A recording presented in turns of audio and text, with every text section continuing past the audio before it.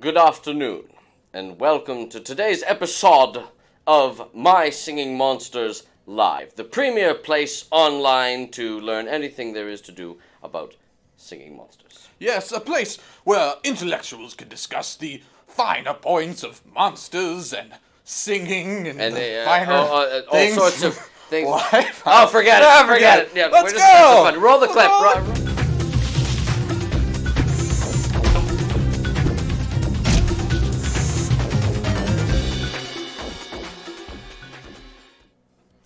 Happy monstering, everybody! and welcome to this, our 10th episode The big 1-0 of My Singing Monsters Live. And to celebrate the occasion, we've dressed up. I am Monster Handler Matt. I'm Monster Handler Eric. For the record, I was wearing this anyway. It was just convenient. Really? That you So decided what to happened to dress up. Casual Fridays then? This is casual. This is what I wear This at home. is casual? And usually I wear the shirt with my monster and my name on Oh, right. in the office. Well, That's you're looking very spiffy. I myself have tried to embrace the theme, and I've got, I don't know if you can see here, I'll pull it out, but it's a tie with musical instruments on Very it. nice. That Very I had. nice. This made me very popular in high school.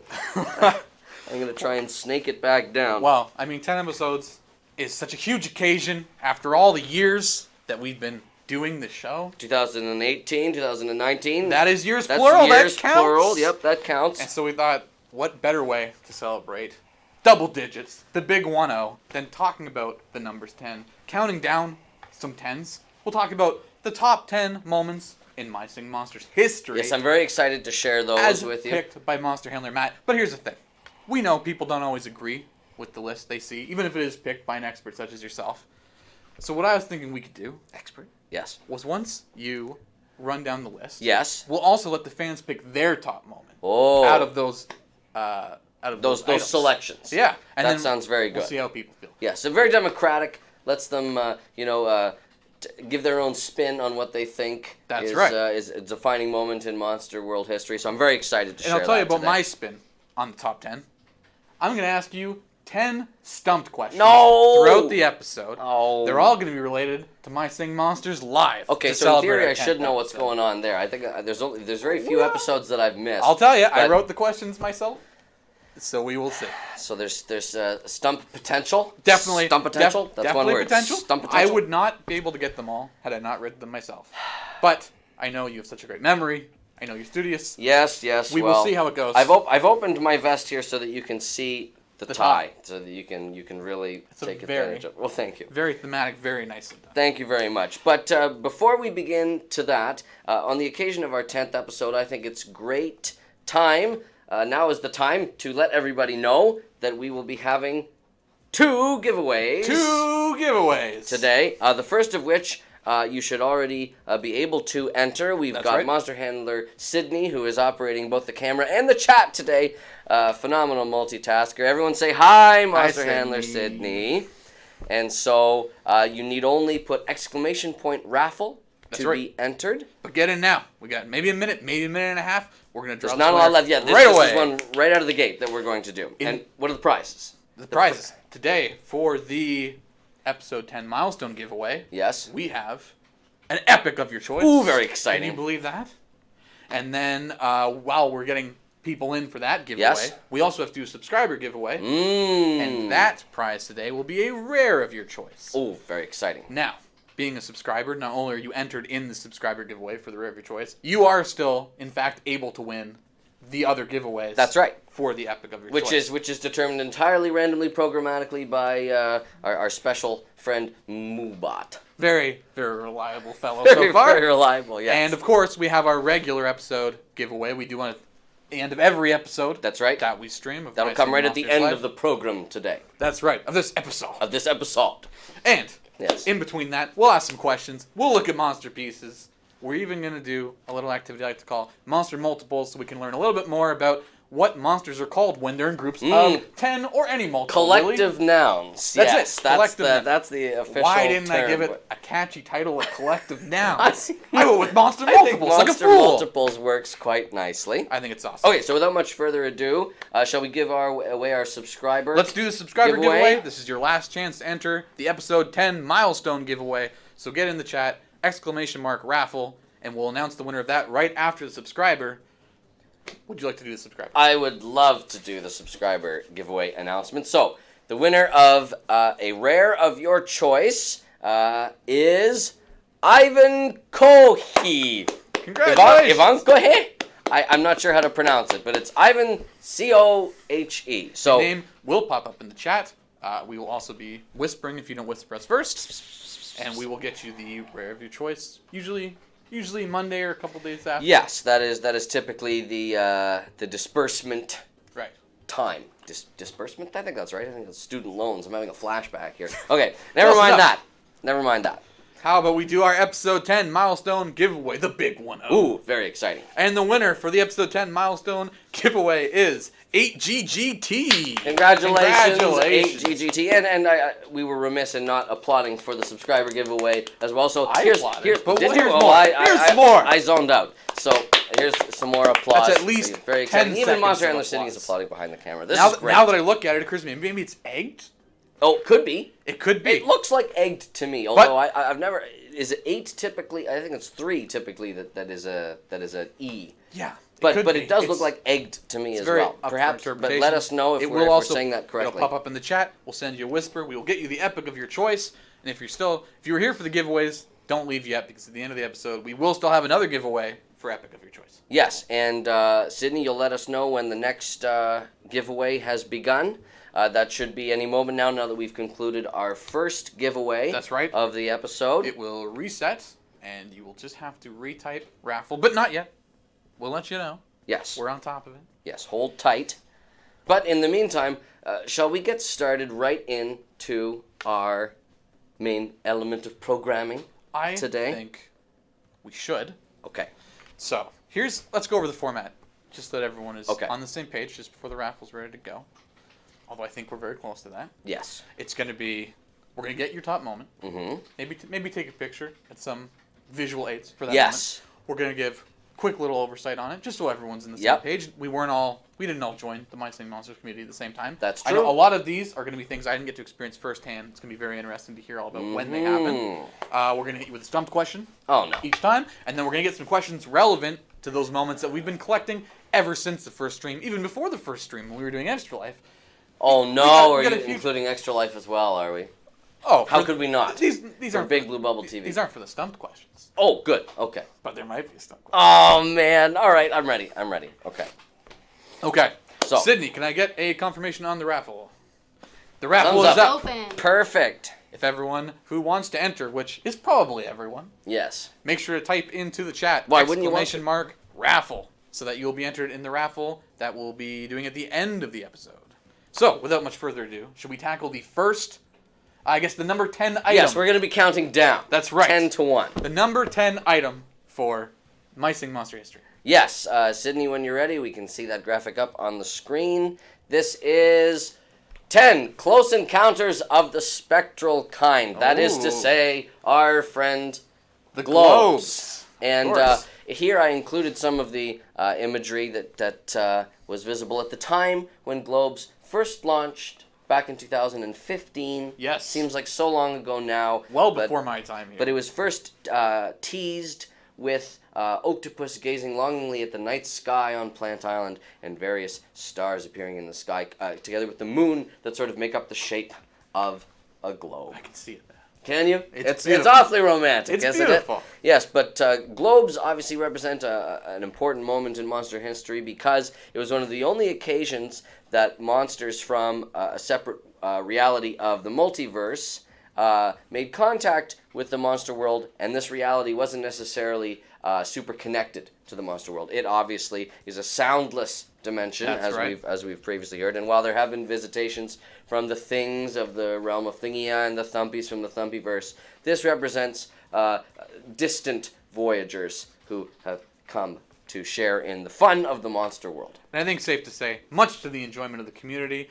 And I the know- creativity that they're able to That's what I mean. put I all know globes the together. actual reveal was well before my time, but all the islands I've seen since I've been here, the way people are using them in their decorations, Mm-hmm. the curiosity that comes with what's going on in the globe's dimension. Yes. You know, there's so much excitement about these creatures. A lot of questions still unanswered, but I have a couple of questions to answer today as related to this number 10 item. So, Let's Eric, ask the first. hit me up. Okay. Tater Radier 7755 asks, why haven't you been studying globes that closely? Diet, reproductive system, flying ability, etc. Well, I'm happy to report that for the first time I do have some information related to the globes. This Wow. question was posed in an earlier episode, and I didn't really have a satisfactory answer at the time. So but guess what? I did a little bit more research. I did some interviews, which, as I mentioned, is very hard with someone that doesn't communicate auditorily and only visually. But I picked up some Morse code. Okay. We were able to have some sort of intelligibility. All right. I think Monster Handler Michael previously said it was like the heptapods from Arrival. Right. But we had to work Yes. through the linguistics barriers. But I'm happy to say that in terms of globes, they're a very social being, and they like to get together in large groups to do their light displays. But there's actually another reason why they get together in these large groups, and why there's so much variety among them, is because in terms of their diet, they actually feed off of the light that each other produces. So it's like, in terms of like their life cycle, they're almost entirely a self-sustaining species, because the light of a fellow globe can nourish that globe. That's incredible. And so, them being very social, they like to congregate in large groups and get together. And in terms of their flying ability, I'd say it's less flight and more of a float. And whether or not they're actually capable of like taking to the air like a Tweedle or a Schmoochel might, they can in fact hover a little bit above the ground. And I think that is also a byproduct of the special kind of magical illumination that they're able to provide, but I don't know much about the science behind that specifically. So hopefully there's a little bit more information about the globes for you that can help you nourish your own curiosity. Awesome. Well, this next question is a little more scientific, but maybe you have this information. Do globes age? So the chronology of the globe home dimension is unknown. We don't know if that is like a brand new reality that's sprung up, or if it's as old as the monster world or even older than that. So it's hard for us to evaluate exactly the lifespan of globes, but it certainly seems in the time that we've made contact with them that they seem to remain mostly as they are, and that they don't necessarily age in the same life cycle that, per se, a singing monster might. Very good. All right, one last question regarding the globes. Could their bulbs come in different shapes? Different shapes. We previously showed different concept art for the globes, and different bulbs of various sizes and shapes. I think globes, specifically what makes globes is the globular bulb. So globes, so far as we know, are just able to have that one sort of light bulb shaped shape to them. Very nice. Well, let's ask you a tougher question. This is stumped question. So this is my first trivia question, right? It's a stumped question. Okay, all right. All right. Here you go. This is the number 10 one. Mm-hmm. About My Singing Monsters Live. Yep. How many live islands did we look at in the Island Spotlight? You're looking for an exact number, Oh, are yeah. you? Oh, definitely. Hey, do you think we looked at half an island? I'm going to say 26. Stumped. It was 10. We looked at the top 10. That's it? The rest were pictures. They weren't live. Oh, that got me on a technicality there. Oh, okay. you better watch out so zero, for these so 0 for episodes. 10. I'm trying That's to all right. keep up with my 40% success rate, but I think today I'm going to absolutely tank. I had a discussion with Monster Handler Sydney if you were going to pick up on the live thing. We both thought you would. So now we'll see how you fare on the other question. I'll tell you something. I'll be listening very closely to the next questions. You'll be watching out now. All right. So next we have number 9. The number 9 moment in My Singing Monster history, which is a notable moment, I think. Here we it go. is, without much further ado, the appearance of Starhenge in the sky over the continent in the era of Dawn of Fire. And here we have some of the imagery that came out at the time when Starhenge was first released in late July 2016. And this represented a major stepping stone for our understanding of the ancient monster world, because we realized that there was more than just natural monsters that were inhabiting the world at the time, but also this brand new class of monster, the Celestials. So obviously a pivotal moment in monster history. Pivotal moment with a lot of questions. All right, Mr. Zamboni wants to know, who named the celestial constellations in universe? Oh, That's a very good question. I do have an answer for you, and it relates to the specific physiology of one of the monsters that inhabits the continent and various other parts of the monster world. It is the Thrumble.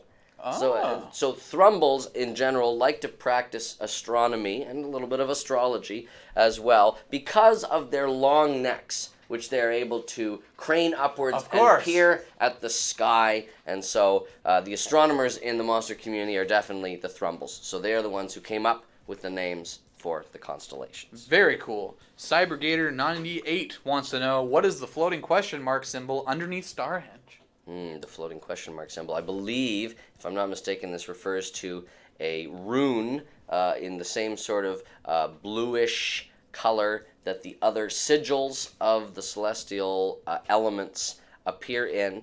We have, I think, perhaps tackled this before, and I will reiterate again. It is not the conspiratorial evidence of a 13th celestial. It is actually a rune that is common in the monster world and that you can see depicted on the teleporter, on various of the Starhenge-themed decorations, and other areas of the era of Dawn of Fire. It is just tied into the imagery of that time. We're not exactly sure of its significance, but we do know that it appears in multiple different places, so it could have just been a pattern that the monsters liked. Very cool. All right, this one is very interesting. I'll be excited to hear this. Dusk Fury wants to know, which celestial would likely act as a doctor to the other celestials? I have a quick and easy answer to this. This is the Skartar, because it is the celestial of poison.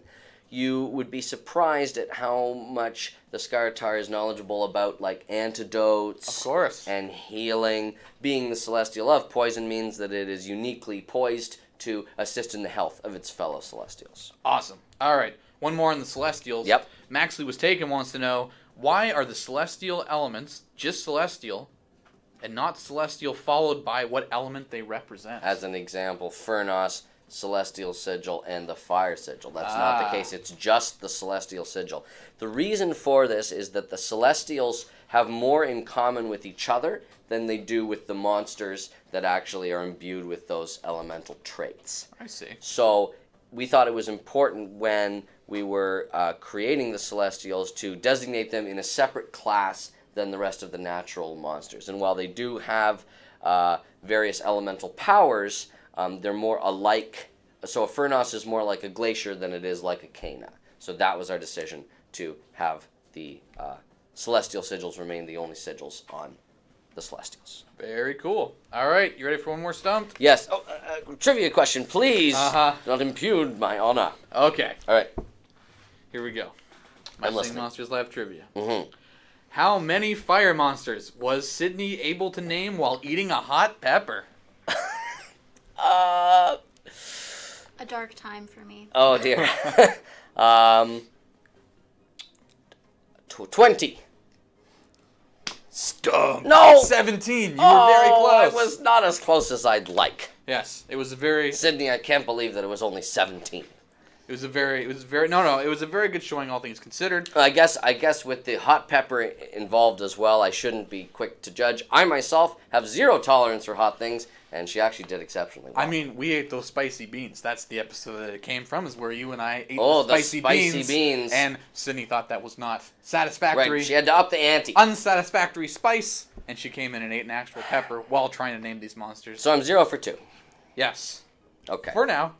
All right, well, moving on We'll see where that goes. to the next momentous moment of the monster world Number 8. is number 8, which is the rare reveals. Ooh. Way back in 2014, the rare subspecies of monsters were revealed for the first time, and here's some imagery. I like those teases. Yes, those teasers were something that started coming in 2015, beginning with Rare Dandy-Doo, which is the reason that I included, and I actually was able to revisit some of that imagery for this week's Rare Solo, which featured Rare Dandy-Doo and has a similar sort of vibe to it. And then there on the left we have Rare Octopuses.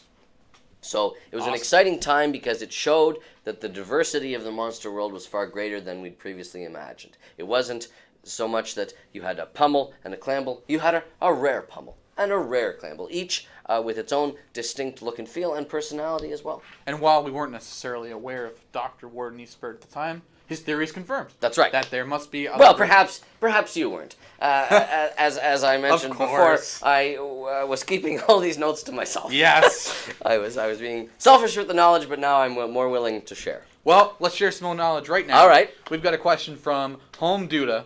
Chronologically, were there epics first, then rares, then common monsters? Other way around. Ah. We had common monsters first, and then it's sort of unclear whether or not rares and epics happened at the same time, but remember that both rares and epic monsters are like variations, they're subspecies of the main species. So if we imagine the common mammoth to be your typical mammoth, the one that is the most numerous in the monster world, the rare and epic mammoths are much smaller subspecies of that. And that's why we see common monsters only in the era of Dawn of Fire, because they are the ones who came first. Very good. XX Fad XX wants to know, there are words on the rare Wubbox's record, but it looks blurry. What does it say? So each rare Wubbox departs on a solo journey to the human world through time and space, and during that time they pick up some of their favorite records, and it's actually unique for each rare Wubbox. Even though it may appear the same in-game, it is actually a different record spinning on each rare Wubbox that you collect, because each rare Wubbox has unique tastes when it comes to human world music. Very cool. Weird possibility in my head. Yes. Could one pick up the official My Singing Monsters soundtrack on vinyl? It's entirely possible. That would be a very... Some sort of black hole? Yes, that would be... There's some sort of great tying of loose ends back in on itself there with that possibility. I think it's totally possible. Well, speaking of possibilities, Hazel Hopelman wants to know, will we possibly get more rare epic monsters with alternate songs like Rare Wubbox? It's possible. I think the thing that has to be remembered about rare and epic monsters is that it's mostly physiological differences, but that what makes them still a member of the same species is their ability to sing in the same way. So it's like bird song, right? If you're a bird watcher, you want to recognize a bird by a very unique call, and there are some variations that exist. I think Rare Wubbox is a notable exception just because of the circumstances surrounding its journey to the human world and the fact that the rest of the rares still stay mostly confined to the monster world. So I think that one is an exceptional case. I'm not going to rule it out, but it is important to remember that that is what ties those families of monsters together. Epic mammoth sounds like a rare mammoth, sounds like a common mammoth. Very good. And thus they are all mammoths. Okay, one last question about rares. Yes. Exploding Skull wants to know, do rare Blabbits have feet? No, they don't. They are more like the huts of the Star Wars universe. More slug-like. They do not, in fact, have any feet. Very good. Let's see if you have any feet to stand on after we ask you one more stumped question. How do you like that transition? Very good segue there, Eric. Were you preparing that one? No, You're just spontaneous. You're just so spontaneously witty. All right. I started and hoped it was going somewhere. Well, it paid off. All right. Number 8, in terms of My Singing Monsters Live history.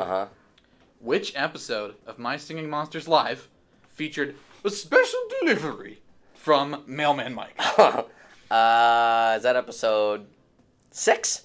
You got it. Yes! Correct! 1 for 3. Winner Kenya! 1 for 3. Can't believe it. What a relief. 1 for 3. There's All those feet. That's 33%, so I'm very close to my stated goal of 40%. That's right. Okay, so... You're on track. So next is number 7, which is my lucky number. The number 7. Here number we go. Number 7 is Shugabush and the Seam. The appearance of Shugabush in the monster world and the creation at that point of the seam. I like that you worked the seam in there. Yes, the relationship between the monster world and the human world is that sort of fantastical space right in the middle, the seam. So Shugabush was a major moment in My Singing Monsters history because the spirit of collaboration itself, Shugabush, was manifested when Big Blue Bubble had the amazing opportunity to partner with Christian Bush of Sugarland and collaborate on this brand new part that would first appear on Plant Island, but then that would later appear in its very own island, Shugabush Island, on the seam, the relationship between the human world and the monster world.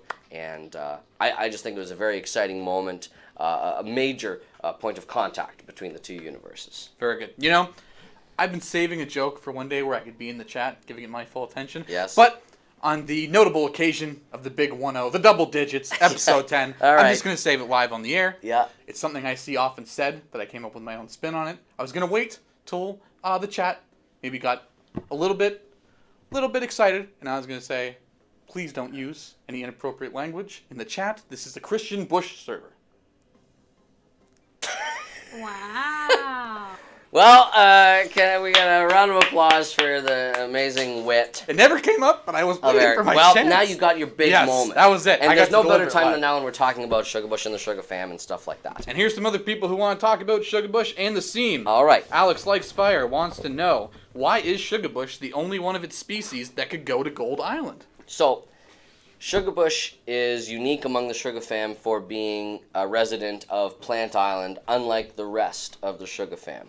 So, because the Sugar Fam resides exclusively on Shugabush Island, there are conflicts in dimensional magic that disallow them from being able to exist in two places at once and to travel to Gold Island, and that is the reason. Fantastic. Here's a question. Will the Wubbox ever join the group on Shugabush Island? It's an interesting idea. So far as I know, there are no recorded sightings of Wubbox on any of the islands that are located on the seam, and that may have to do with the fact that the Wubbox is such a pivotal part of the monster world and connected to its history and its power and stuff like that. I don't think so. I think Wubbox, despite being enthusiastic, wouldn't want to necessarily disrupt the flow of the Shugabush Island song, which is unique because it is a reworking of Christian Bush's single, Lover Money. That's right. And in My Singing Monsters, that represents the two ways that you can get monsters, breeding or buying them, love or money. I gotta be honest, that never occurred to me, but that is genius. Yeah, I love it. It was a great brand tie-in there. Fantastic. Okay, we'll get one more question in here. Okay.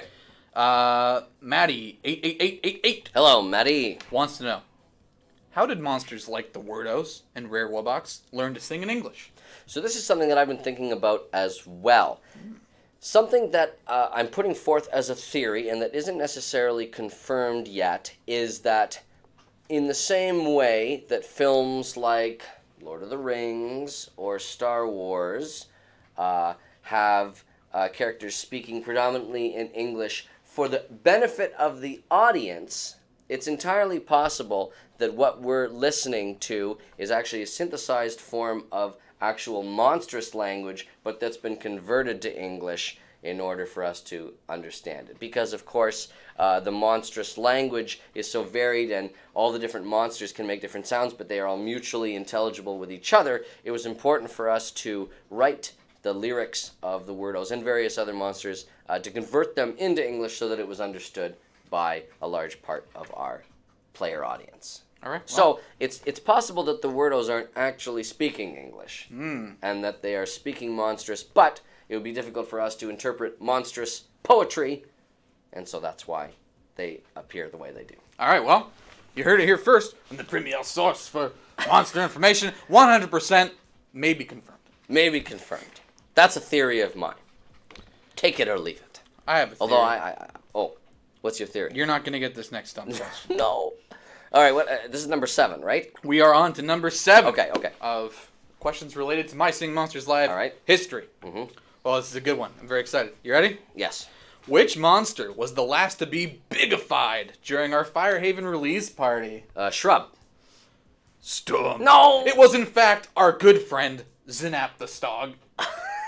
Oh, Zinap. I would never have gotten that. No, I was only looking for Stog. I'm 1 out of But- 4. I'm 1 out of 4. Yes. 25%. My average is plummeting here. You've still got room. Okay. Still got room. So on to number 6. The number 6 of the moment. momentous occasions.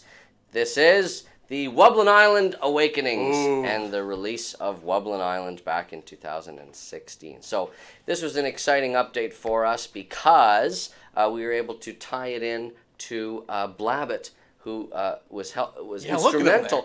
instrumental in discovering Wublin Island, because Blabbit, a lover of eggs and painted eggs and everything to do with extravaganza, was obviously interested in the Wublin mechanic of zapping eggs and was sort of following a paper trail of various scraps of map, sort of like when Kana was distributing pieces of the map back during the era of Tribal Island.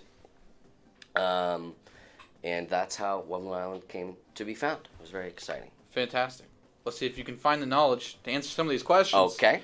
The Phoenix Kev wants to know, can you tell us something about the development of the Wublin Island song and how it came to be? Absolutely. So our composer, Dave Kerr, wanted to go in a different direction from some of the previous islands for My Singing Monsters and do something that was a little grittier, a little darker. And so the original idea was that it was sort of going to be like a monster nightclub, something with like flashing neon signs, generally a darker atmosphere, really strange body shapes, and the sort of nightmare versions of monsters. Sort of originally it was the idea that it was going to be, these are the monsters that inhabit the nightmares of the singing monsters. That they were going to be especially creepy and especially scary. But over the course of development, they sort of took sort of a meandering path. You do have still some scary monsters, like, Poke. It can be a little ominous with its not witch doctor, but a plague doctor mask. If it's various stuff. If it's a mask, we don't know.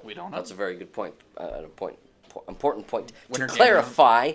But over the course of its development, it moved away from like a nightclub feel to more just like a high energy electrical themed feel, and we wanted to tie in the idea of the element of electricity to Wublin Island. I think that was certainly achieved. I think so too. Now, I gotta point out, you also wake up the Wublins, which again is sleep and nightmare and dream related. That's right. It's all tied in. Wake up the Wublins. Wow. Things that go brump in the night. That's right. Hazel Holpeman wants to know, what is Rare Wubbox relationship with the Wublins? Sort of like an uncle figure. Ah. Because Wubbox is the creator of the Wublins. Rare Wubbox, while not necessarily sharing in the creative disciplines of the common Wubbox, is certainly happy to say hi. Very cool. Yes. As your uncle might do. Bannon Mannon 55 wants to know, how did Wubbox create the Wublins? So the element of electricity is one of the least understood elements in the monster world. We do know that it is connected to the idea of bringing things to life, hence the spark of life, which is what is used to bring an otherwise inanimate Wublin statue to life. But the exact process is unclear. What material that the Wubbox is using to create these statues, we're not entirely sure of. It might be a bizarre, variant form of bubblerite. It might be something completely different that it's able to create on its own. We're not entirely sure. All we know is that the spark of life, which is connected to the element of electricity, is heavily involved in the animation of these statues into their alive, awake Wublin forms. Very cool. One last question. Like Waj, are there any other Wublin names that most people have a hard time pronouncing? Well, I'm glad you said that, because it's Wadja. You mispronounced it yourself. I dropped Did you do that on purpose? No, I just read it too fast. Okay. So, like Wadja, which is perhaps one of our most difficult to pronounce Wublin names, I find that a couple of the ones that are hard to pronounce are Poke, just because looking at it, it's sort of a strange looking It does seem like there's more going on. Yes, there's more going on, like Poke. Yeah. But it is just Poke. Pixelotl is one of them, inspired, of course, by the human world creature, the axolotl. And Giger is another one that we've previously been asked about, which is a tip of the hat to one of our favorite artists. So those are the three that I can think of. Very cool. Well, did I say three? Yes, I did. Can we tip our hat to you for getting this stumped question right? right? We'll find out. Okay. Number 6 of the My Singing Monsters Live history questions. I think you can get this one. Okay. They'll bring me up to 2 out of 5, which would give me the 40% that I so desperately That's right. All right. What message was recovered from a bottle shortly after the discovery of Firehaven? Oh, that message read. Do you want me to say it verbatim? Yep, that's no. the answer. What else are you going to say? A message? We already know that. Is anyone out there?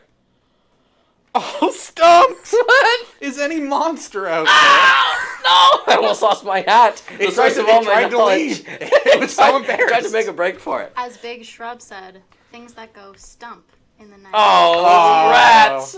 Thanks, Big Shrub, for the encouragement. Very nice. Well, All right, so I'm down now to 20%. but But there's time to recover. we got 5 more to go, I believe. That's right, there's We've time to We've recover. covered 5 more to go. But the That first thing means- that we're going to do Please introduce it. is we're going to take a look, I believe, if I'm not mistaken, at this time, at some of our Monsterpieces. How We're could gonna- we not? Yes, we're going to have a brief interlude, to use musical terminology, and take a look at some of our favorite Monsterpieces that were submitted to us recently. If ever you want to submit a piece of art for the Monster Handlers to take a look at and admire, as we always do, you need only post it to one of our social media channels, to Facebook, Twitter, Instagram, and just remember to include the hashtag MyStreamingMonsters. That way we know to go looking for it. It's an easy way for us to collect it and show it on the program. Yeah. So let's start. Let's take a look. The first one coming up is from Bunny884890572. My favorite bunny. And this is the Slaprock Lucky Bird, which, if I'm not mistaken, is a newly proposed seasonal monster celebrating St. Patrick's Day. As you can see from all the clovers. Yes, and I particularly love the transition that this monster makes from its young to its adult form. I like the fact that there's different plumage on each, and it's very cute. I like the yellow coloration of the young Slaprock Lucky Bird. Very nice. Next one coming up is from Butterslip547. We appear to have a comic here. Here we have depicted an interaction between Barb and Flower, who have always been sort of imagined as good buddies given their plant-like appearances and their similar parts that they sing. We've got Barb here, Hooga Shoo, and then Flower appears to be a little disgruntled by this, but Barb is happy to, be a good sport about it. That's right. And flash a big smile at Flower, who looks a little bent out of shape. But what are you going to do? That's Flower for you. Yep. Classic Flower. The next one coming up is from Galactical Crew. Ooh, the Mysticals. There's a whole collection of monsters visible here. Very impressive looking. Wow. This is a lot of hard work by Galactical Crew. So well done. All are not shown to scale. An important byline included there by the artist. The Mysticals. A new class of monster, I must imagine. Very cool. And we see a little bit of the environment that they might live in as well. I think my favorite is the blue one in the upper right corner. Honestly, I can't pick. There's so many good ones. I think I would have to take a few minutes to sort of really there's sort of like down. an orange-like ghast there on the left, which I like. Oh, very exciting. Well done. Very, very cool. Okay, the next one coming up is from Geo Kamet. And Geo Kamet has depicted here what look like some alternative forms of the Wordos. Look at that. I believe that's Toppy or Top-Eye and Marger? Oh, you know what they are? They are blended forms. That is correct. Toppy is Talker and Magpie put together. Of course. And then Marger is perhaps the inverse of that. They've swapped some traits. It's very cool. I imagine it would be top high, like magpie. Oh yes, you're right. It's supposed to Toppy. Old Toppy. What fools? Yo fool! Yo fool! All right, what do we have next? You got stumped by Monsterpiece Spotlight. Here's Hazelnut Volcano's very interesting looking island of their own creation. Looks like looks like a subterranean location. This is their Colossal 3 that they've submitted, and very interesting to note that this Colossal has either 4 eyes or 2. Perhaps those 2 on the side are sort of vestigial eyes that have not yet opened. There's all sorts of exciting interpretations for this great piece of art. So thank you for sending it in, Hazelnut Volcano. And who have we got up next? Here we have Chris Sapphire 3's Thwack, which has bound itself with its tongue. I believe it's wrapped all around. It's sleeping. You can see the snoring there. The Z, as Canadians might say, or That's the right. Z's, as everyone else says. Yes, very cute.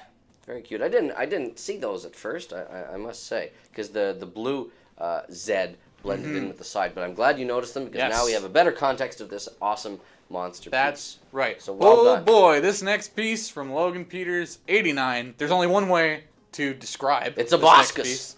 It's bold and brash. It's bold and brash. Bold Boskus, and bold brash. and brash. That's right. Lots of Bold and alliteration brash. there. Looks like Boskus. it's traversing the landscape of Firehaven. Very interesting. Love it. The next piece comes in from May. May. I believe it's Why not? And there's some very, very cute interpretations of the Celestials, My their young goodness. forms specifically from Celestial Island, as human performers. So here we have depicted Skartar, Blossom, and Furnos. I particularly like Blossom's glasses. I think they're very cute and nice hat. I gotta tell you, as a staunch Furnos is a punk believer. Yes? That human form does not look like a punk. Just looks like a very lovely They're individual. very, very sweet. Yes. And coming up from Michael Tempest. So this is a fusion of multiple monsters. I don't know if you guys can name any of the monsters. Oh, I there. think I see Kana.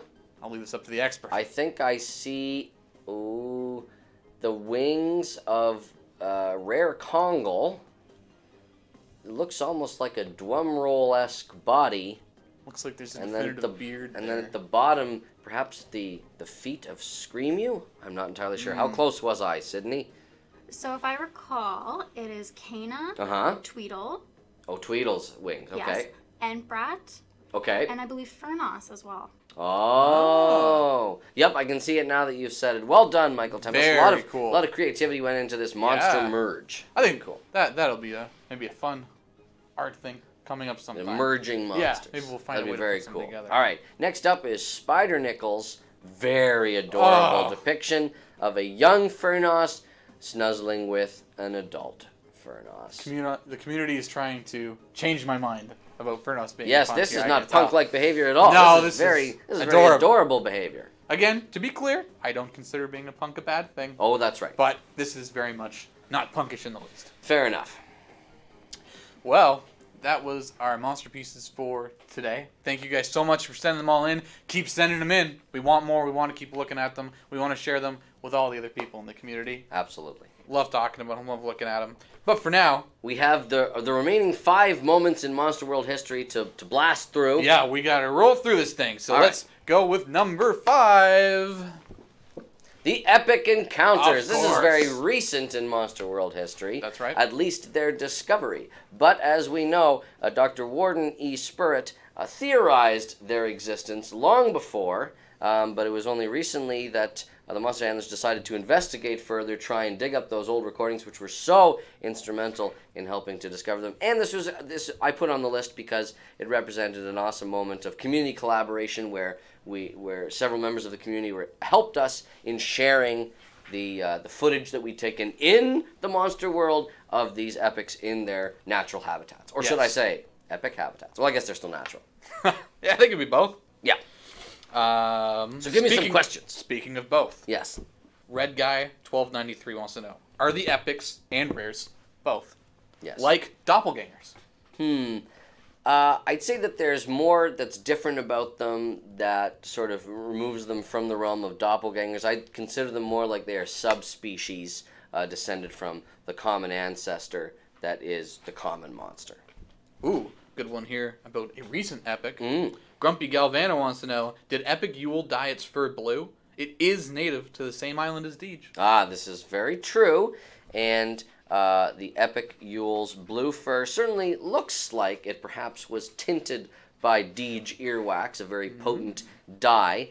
However, I don't think that that's the case because there's something special about the way that Epic Yule disguises itself for the remainder of the year, and I think that the Epic Yule is actually cold to the touch for this very same reason. For those of you who are following our Instagram account, maybe this is clear to you what the Epic Yule does. Instead of hopping on their personal comets and flying away like the common and rare Yules do, it instead does something a little different throughout the year. That's right.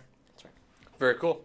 Frank Aiello wants to know: will we ever see Dr. Warden E. Spurritt? That's a tough one. No footage exists, unfortunately. That we have. That we have. Well, that's a good point. There might be something out there that we haven't looked at yet, but I don't know if we will ever see Dr. Warden E. Spurritt. Notoriously shy, didn't like photographs. That's right. We do, of course, have here the notes that were recovered from Dr. Warden E. Spirit, but not one for self-portraiture. Did more sketches of the monster world and all of the wonders therein. So we don't know if we'll ever see Dr. Warden E. Spirit. Here's hoping. Could be. Could be we come across something new in the future. One last question here. How did you get the design for Epic Potbelly? And I believe we have an answer here to read. Yes. So I spoke to one of the artists who helped to contribute the design for Epic Potbelly, and I will now read off the quote that was delivered to us. So, the design was made from the bottom up. I wanted the Potbelly's planter pot to get a special upgrade, and I started thinking about what would make an epic, majestic home for it to live in. Once the pot turned into a royal castle, the Potbelly turned into a monster that matched the setting. Were you mouthing along? Yes, I was. You were the artist? I was the avatar for the artist. Oh, very good.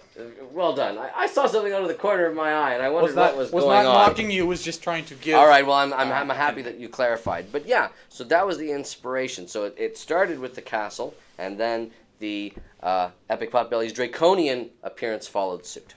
Very cool. And if you guys enjoy those quotes, let us know. During the Firehaven release party, I believe we had several quotes from artists. Interviews with the artists. That's right, and we'd love to get more for you guys if you guys want to hear information straight from the people who work. The creative minds of the monster handlers. That's right. Let's see how creative your mind is. With this next stumped question, all right. We are number 5. Ooh, this one is one that's close, near and dear to my heart. All right. We'll see if you know this. Okay. During Extra Life. Okay. While I controlled the mouse, Oh, no. how many times did we die while playing Five Nights at Freddy's? 7. Stump. No. The answer is an astonishing 0 times. You look at you. I played You Five never Nights at died. Freddy's once in my life. I believe it was night 2 or 3. And we got to, I think, 5 a.m. You have to survive till 6 a.m. to beat the game in case you haven't played it. Well, to beat the night. We got to 5 a.m. We had no battery power, which is what you need to survive. Yes. And Jacob and I, in a panic, just dropped everything and held each other. And just hoped watched. for the best. And just watched. And at about 5:30 a.m., some creepy music started to play and a face was lighting up. And we had given up all hope. And then, against all odds, it rolled over to 6. And we won anyway. Amazing. It was incredible. Well, isn't that wonderful nice? moment. I'm very happy for you. However, I'm less happy for myself, whose average is now dropped to 1 out of 6. That's right. I died exactly as many times as you got that question right. But with that, let's move on to the next big moment in My Singing Monsters history. Number This is 4. Number 4. And that is the formation of Celestial Island, which took place just last year, in our Right. time, of course, in the monster world, and which was hinted at via various social media posts depicting special offers and promotions throughout the month. We can see here Rare Dandy Doo, Rare Shellbeat, and Rare Rebro, who were observing Starhenge falling through the sky, That's right. making ready to land upon the surface of the monster world and form Celestial Island. A very exciting moment that helped to bring in some aspect of the prehistoric monster world to the present-day monster world. All right, let's hit up some questions about Celestial Island. J. Shaw 699538872 wants to know what happens when the revived Celestials grow up on Celestial Island. Do they go back to Starhenge? I don't know if you can answer that. I can answer that. Oh. So, first of all, we don't know how long it takes for Celestials to mature into their adult forms. This could be a time span beyond reckoning by human or monster years. Or 15 minutes. Or 15 minutes. No, not 15 minutes. We've had them much longer. But they cannot return to Starhenge because Starhenge is Celestial Island. Celestial Island is Starhenge. There's nothing to go back to. Starhenge falling out of the sky is what formed Celestial Island in the first place. So, for better or worse, that's their forever home now. Very interesting. Korazuker MSM wants to know, what eggs will Galvana on Celestial Island require? Well, and how should I know? Hasn't been Galvana on Celestial Island? Galvana has not been recovered from the wreckage of Celestial Island yet. So there's absolutely no way of knowing, since electricity is an element that appears on numerous islands throughout the monster world. So I honestly couldn't tell you. Very true. We'll have to wait until Galvana is unearthed from the wreckage. All right. Maybe you can answer this one from Hakal Nixon. I stumbled on that a little bit. But Which is funny. It was just so simple. I expected something more complicated. No. Would the revived Celestials visit their elemental islands if they could? I'm sure they'd be interested in doing so because now being at the same level as the rest of the islands in the main reality, travel is obviously a lot easier than hopping down from Starhenge, which is an orbit around the monster world, down to the continent. So during the era of Dawn of Fire, it wasn't possible, but now it is possible for Celestials to visit. They just haven't done so yet because Celestials don't know much about the world. They're still sort of bright-eyed and bushy-tailed, so to speak, even those that don't have tails. That's figuratively speaking, of course. Of course. And so I think that they would if they could. I don't know if they've yet devised any means to move off of Celestial Island. So, official answer, they have figuratively bushy tails. Yes, very good. It's a Okay. distillation down. Let's see how bushy your tail remains after this stumped question. I don't know. This is number 4 of my Monsters Live Yes. trivia. I can hear Sydney snickering back there in my transition. She's snickering. Well, let's Hopefully see. not at my efforts so far. This at is trivia very relevant questions. because she Okay. was also snickering during this occurrence in My Singing Monsters Yes. Live. What were the ingredients of the audience-chosen Monster Nog from the infamous Monster Kitchen segment? Eggnog base, Right, but they didn't choose that. Yes. I'll let that pass as not a wrong pizza. answer. Okay. I'll tell you this, there are 3. Okay. They voted top 3. Pizza, olives, and nougat.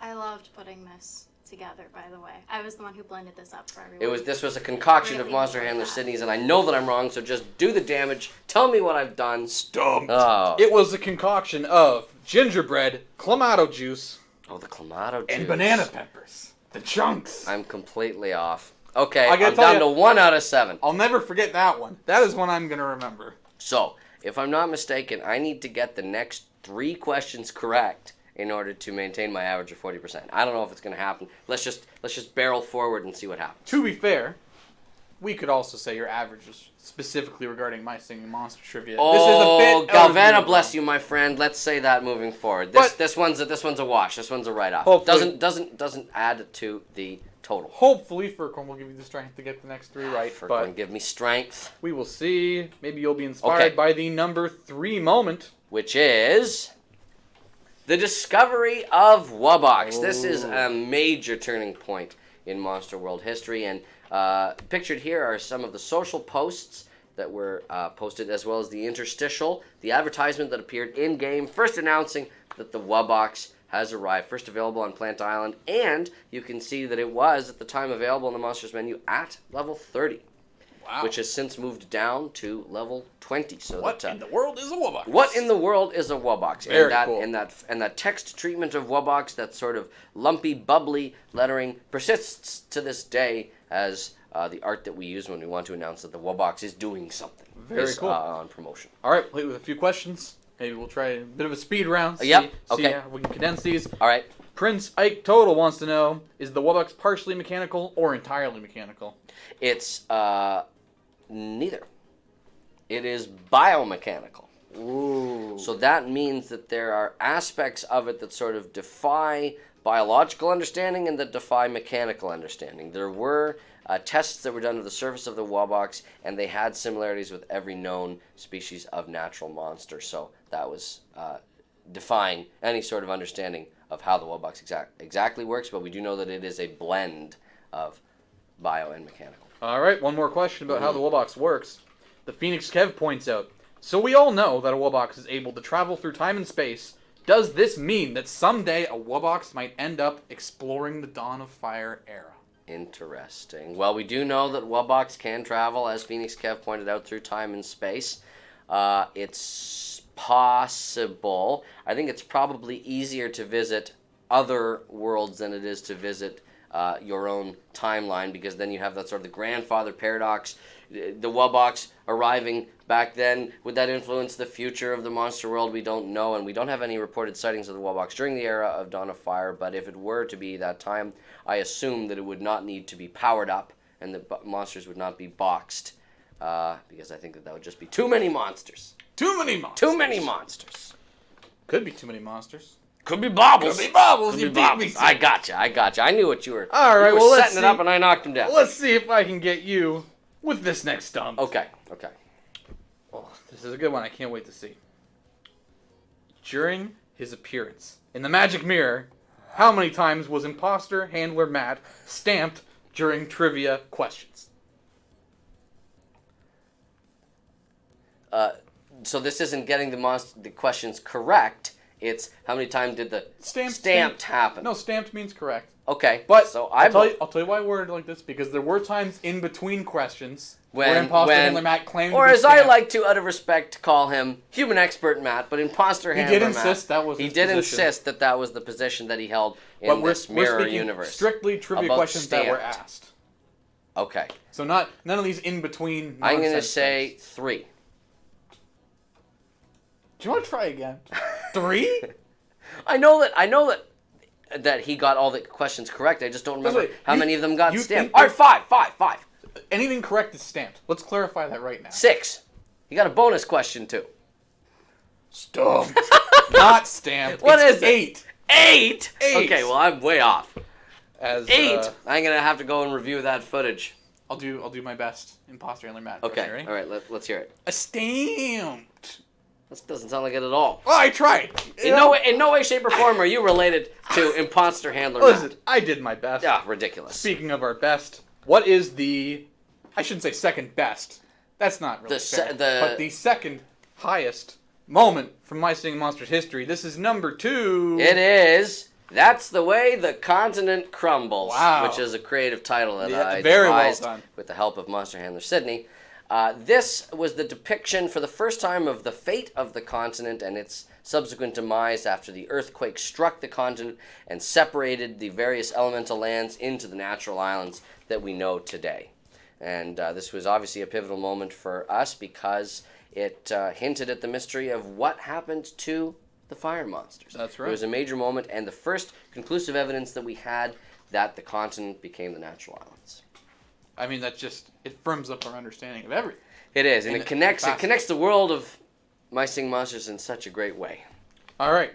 Well, Togs223 casually asks, so when My Singing Monsters first came out, was that directly after the continent split apart? It is not. There was a period of time after the continent split apart and before renewed contact with the human world allowed us to learn more about the various natural islands. They sat in a state of dormancy for quite a long time in a period that I'm calling the Grand Pause. Ooh. That's the period of time between the demise of the continent and the renewed contact with the human world, which helped bring some of the life back to the natural islands and repopulate them with singing monsters. Very cool. Abed Shark 10 wants to know, what triggers water lands and earth lands to rise out of the water in Dawn of Fire? So this is related to the level progression in Dawn of Fire, but That's in right. the actual continuity of the monster world, these two lands actually rose out of the living ocean later than the first 3 did.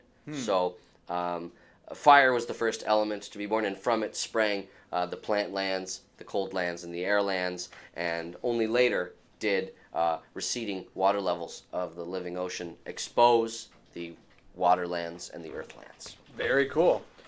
Let's see if you can spring into action by getting this next stump correct. I'm loving these segues. This may I is just say. number 2 of My Singing Monsters Live history. This is going to be a good one. All right, How many if you say so. How many concerned monsters were there in the wide shot of Tribal Island when the rumbling started in the Fire Haven reveal video? And I know you paid a lot of attention to this scene. I did. 1, 2, 3, 4, 5, 6, 7. Wait. 1, 2, 3, 4, 5, 6, 7, 8. I'm going to say 8. Correct. Yes! Winner Gagnon. I got it! Can't believe it. I got Now, it! 8! So that's 2 out of 9. Do you know who they were? Oh, let me see if I can get Okay, this. it's a bonus point. Can I? It won't be stumped. I can't get Give me a bonus point if I'm able to name Yes. these. Oh, yes. Okay, but good. there's no negative. We won't stump Okay, you. so here they are. It is Mammoth, Furcorn, Entbrat, Pom Pom, Reedling, Shrub, Tweedle, and it's either Noggin or Maw. I'm going to say Noggin. Oh, so close. No! So close, my what did friend. I do wrong? There's a couple things. Oh. So let me elaborate very quickly. It was Octopus, Mammoth, Furcorn, Quag, Entbrat, Pom-Pom, Shrub, Reedling, and in fact, Tweedle was there, but not concerned. Indifferent. Very noted. Okay, the technicalities. Oh, you're killing But me. you still got the number right. Yeah, all right. So you still got all right, the I main still point. have 2 out of 9 correct. Okay, that's terrible, but all right. 2 plus 9 is 11. 11 is 2 ones. The number 1 moment. Okay, very good segue. So this will come as no surprise to anyone that my number 1 moment in Monster World history is the finding of Firehaven. Hashtag get fired up. Get fired This was up. an amazing moment for all of us here at Big Blue Bubble, the monster handlers, to finally make contact with the long-lost fire monsters and learn that they had not, in fact, gone extinct. They had not, in fact, fallen out of memory, but were there all along and were just waiting to be rediscovered. Crazy. It was great. It's absolutely mind-blowing. What a time to be alive. Especially for the fire monsters. That's my... And they were alive the whole time. And those are my 10. All right. All right, so now give me some questions. Here's a question from Prince Ike Total. Where are the rest of the fire elementals?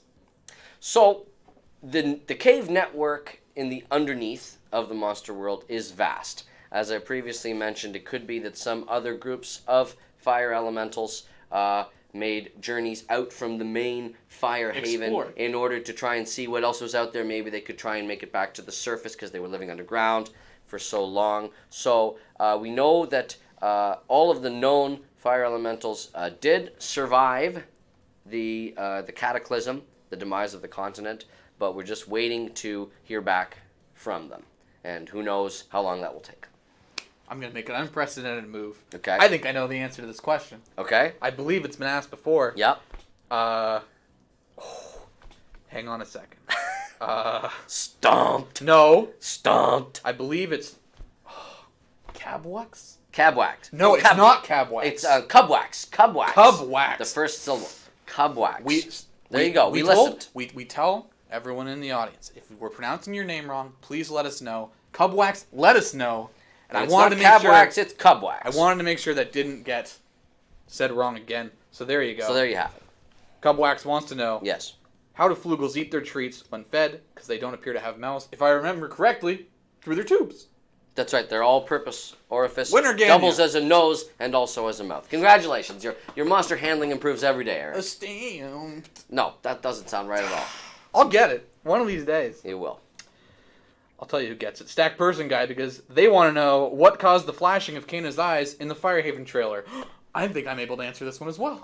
Well, why don't you just take it from here, monster handler Eric? I believe it was sensing the return of the fire element from Firehaven. That's correct. A mystical energy or connection. A long-distance fire sight enablement. That's right, because then when it looked into the fire, the glowing eyes enabled it to see Firehaven. That's right. Incredible. Well, very good. All right. I'm feeling pretty good. Yes, you should be proud of yourself. On this occasion of the big 1-0. Yes. I'll let you have this one, even right. if I know it. Okay. Mr. Dash 1234 wants to know, what about the water around the tribal island in the Firehaven trailer? I'm going to ask Question mark. I phrased that very weird. What about the water around the tribal in the Firehaven trailer? In game, we don't see water anywhere. Yes, and that all has to do with the camera angles. Yes.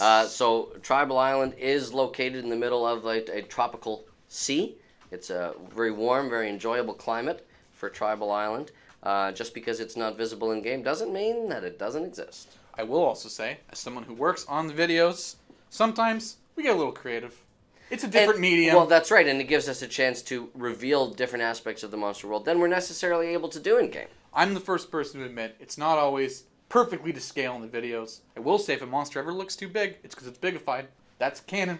That is canon. There's no such thing as a monster too big. That is official. That is official. Particularly, I believe the Reedling on, was it Earth Island? It was on Earth Island. For eagle-eyed viewers. During the investigation of the peculiar case of the pesky prankster. That's right. A very, very bigified Reedling. Very bigified. Okay. With that, let's review. Stretched right to the edge of monster possibility. That's right. One bigified last chance for you to get stumped question. So this would bring me up to 33 percent. I believe 3 out so. of 10. And it's a toughie. Okay. Oh, great. Here we go. Uh-huh. Including special episodes such as Q&As and Trivia Showdown. Yep. And to be clear, this is not a trick question. I will be happy to specify if this doesn't Yep. make sense. Okay. So including special episodes, but excluding play dates. Yes. Those don't count. How many times? broadcasts of My Singing Monsters How many Live? times has My Singing Monsters Live broadcast on Twitch?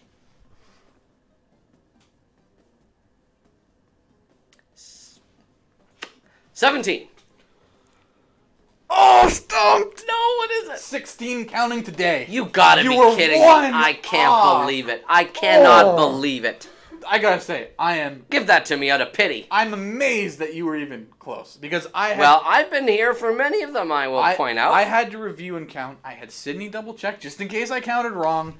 That was a very tough one. And See, I thought, was hoping that my lucky number 7 would help me in this case. I thought, but especially alas, when you started, it betrayed you kind of me. went, and I was like, 16. Wouldn't that have been because something? if you'd said 15, you would have been so close, but we're broadcasting right now, so then that would make it 16. But you went one over instead.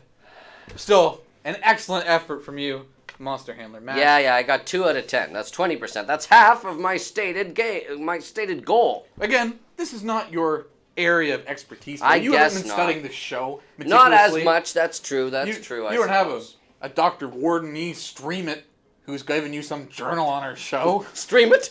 That's right. Dr. Warden E. Stream It. Preposterous. An expert in the field of My Singing Streaming. Monsters Live. Yes. All right. Fair enough. Yes. I don't have something like that. I do. Maybe I only have, an iPad full I of only knowledge have where Dr. he Warden watches. spread. Well, I do have the an show. iPad full of knowledge, which is going to be an important part of this next segment. But the first thing that we need to do, But take it away, first, Monster Handler Eric. We are going to get set myself up you here. guys at home. We want to know, out of all these moments that Monster Handler Matt listed for My Singing Monsters history, what moment is your number one? We are going to get a guide on the screen for how to vote. I'm going to spoil it a little bit and tell you that is, in fact, you type exclamation mark with a number. There on the There it screen, is. right below us, is the legend for which number is which moment.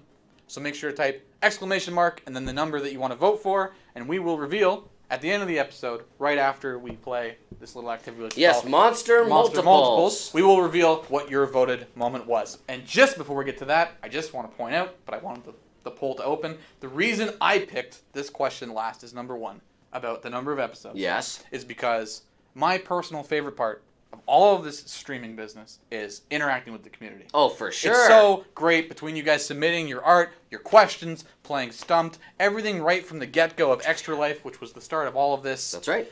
Could not have asked Which for seems a better simultaneously community. like so long ago and also just yesterday. 25 hours of streaming straight. Can you believe it? Some people stuck with us pretty much the whole time. That's crazy. And we've never had a real issue at all with this. We just have cooperative, appreciative fans. We couldn't be more appreciative. Thank you guys so much for joining us every week that you can. Thank you so much to the people who watch later, whether it's on Twitch or YouTube. We hope you're getting as much fun of this as we are. And helping us get to episode 10 the of My big Singing 1-0, the Monsters Live. double-digit years of this show. Fantastic. We hope you keep submitting art and questions. We hope you keep watching. We hope you keep letting us know what you want to see more of. Whether it's Monster Kitchen, whether it's Spicy Sydney and the Hot Pepper Challenge, whether it's Mirror Dimensions. You tell us, and we'll try to get All it. sorts of exciting stuff. But for now, what we'd love for you to do is continue voting for your favorite moment of Monster World history below. So while the votes are coming in, we've got one more small section that we want to cover That's today, right. and that is, Monster Handler Sydney, is there something to say? Just a... Hey, there she is! Just a really small note. You actually don't have to put in an exclamation point in the chat. You can just put in the number, and I'll put the overlay back up in a second. Ooh. So you can just put in the number that corresponds to your vote, and it'll work. Now, so thanks for voting. Before we disappear, Sydney, Yeah. can you please show us what you brought to dress up for the occasion of the I big have 1-0? my own fancy dress. Thank you very much. I might have to duck down so that you can see Oh, it. Yeah, we can isn't see that it. lovely? We can see it. Isn't that lovely? Celebrating Yeah. double digits with the rest of I'm us here. very happy to be here for this momentous occasion. Thank you, and good night. All these years of And hard off, work and off are- she are goes. paying. She gone. But we will Bye, bring the she says. we will bring the legend back up. So now, to vote. Wasn't that nice to see Monster Handler Sydney? That's right. All you We have to see do her is so seldom on the street. all you have to do is type the number, and you will enter your vote for the number one moment. So back to this activity, Monster Multiples. I know before you have just offhandedly mentioned, a group of monsters is called a blank, That's right. and the fans love it. it. We love it. It's very interesting. So I thought, why don't we just run down some of these monsters and hear what their blank is called? Yes. Is that a mocking me, per se? Maybe more like mocking our opening of All this right. episode. Episode, yes. All right. So I'm going to pick and choose some of my favorite collective nouns. I'm not going to do all of them because I don't want to spoil everything all at once. But keep in mind, you can always ask in the future for ones that we don't get to that you want to hear about. That we haven't covered Because today. Matt has done a lot of research and development in this one specific area. So. Well, and the great thing about this particular section of monster handling is that in the same way that a group of crows doesn't know that it's called a murder of crows, this is something that is done specifically on behalf of the scientists who study the monsters. Exactly. I don't know if they necessarily call themselves this, but this is what, for our purposes, when we see, there's a group of toe jammers over there, it is a stubbing of toe jammers. I like that a lot. There it is, a stubbing of toe jammers. That's just one of the favorites that I have. So, thematically, yes. I'd like to point out, I'm imagining all these monsters in groups of 10. In the double digits, the big one. Right, that's connected as part of today's special occasion of the 10th episode. That's right. Of my Single Okay, Monsters. what do you got next for us, Monster So, Handler Matt? something else that I like and that we've have discussed in the past is that a group of dandy-doos is called a thicket. Ooh. A thicket of dandy-doos. I do like that as well. Another one related in the same sort of avian theme is that a group of quibbles is called a tickle. A tickle? A tickle of quibbles. Now, it's important to note that there are two intelligences in one quibble body, and so that is not a tickle in and of itself. You need at least 4 heads I see. for it to be a tickle of quibbles. Could that originate from tickling of the ivories? Oh, very clever. That's exactly where I picked it up. Although, of course, in this case, they are not tickling ivory so much as they are the resonant rocks that they use to build their keyboards. Fair enough. That being said, I thought you were about to go very clever, but no. No, you are correct. You picking up what I'm putting down there, Monster Handler. Esteemed. Okay, I'll stop. A group of pangos is called a pity. A pity of pangos. Yes. That's so sad. Yes, It's not sad. They're pitiable creatures because they have low self-esteem. But that didn't make it happen. What do you think a pango would say to that? But that's why you need to be nice to pangos. Because they need some encouraging words. It's fitting, They're I'll give you that. They're sort of upset that because they have the elements of air and the elements of cold, that they are simultaneously flightless and constantly chilly. They sort of have a rough lot in life. So it's a pity of pangos. A group of shrubs is called an attitude. Oh. An attitude of shrubs, which doubles in its cleverness because the graceful, statuesque quality of the shrub can be compared to ballet, in which several parts of the form of ballet are called your ballet attitude, and also beatboxing, attitude. I have They've got to ask tude. the community to please provide the imagery of shrub doing ballet. That would is be lovely, something especially I have especially to in see. a tutu. That would be lovely. Incredible. We have here, I think this is the one that I mentioned before, but it's a rasp of octopi. That's right. Yep. There is a cache of furcorns. That's C-A-C-H-E, not C-A-S-H, not cache of furcorns. Raining furcorns. There is a swoon of fwogs, a swoon which is emblematic of their romantic nature and the fact that they're always just wanting someone to sing to, someone to cuddle, to hold, and be held. What else have we got here? There's a trouble of maws. A trouble. Can you see what the reference is with trouble of maws? Do you have any idea? Other than they're pesky creatures. Sometimes one almost ate you. That is true. Epic maw. That was almost trouble. Did devour me. But the reason that they're called a trouble of maws is because of their similarity to a certain other spherical, fuzzy creature that, when there's too much of them, can cause all sorts of trouble. Okay. So that's fair enough. So that's what's going on there. There is a squad of pom-poms. Squat up. Not necessarily that much of a surprise, since you have a cheerleading squad, and Pom-Pom is the official cheerleader of the monster world. Very good. There is an inkling of shell beats. Of course. An inkling of shell beats. And the last one that I'll reveal today is a moot of Entbrats. Oh. A moot. That's M-O-O-T. A moot of ant brats. Very interesting. Which is a reference to a meeting of other tree-like creatures. So there you go. Those are the collective nouns, the monster multiples from my personal monster handler notes. Just some of them. Just some, not There's all. still more. There's still lots more. We may have to cover this again if people have enough. If interest. it's a popular segment, which I'm sure it will be, I gotta be honest, all sorts of questions. Based on reactions I've seen in the chat from other episodes, very interesting topic. They're gonna be right. They're gonna be right on top. They're so clever. They are. I gotta tell you, I'm impressed with basically all of them. Well, thank you. All right. So, do we have a winner for our Giveaway. poll? Well, that too. Oh, yes. I guess we should do. I guess there is a winner in the poll. Yes, I'd be interested to know. We do have our poll results. Oh my so, goodness. drum roll, please. Where's your hat? Oh my god. Put that hat back on there. For this sir. occasion of the big 1-0. Yes, All right, this is here we go. a big deal. So, drum roll, please. The top moment, as decided by the fans in monster history, is Firehaven. Hey, the same one that we chose. Well done. Let's hug it In out. agreement. And in second place, tied, are the Epics and Wublin Island.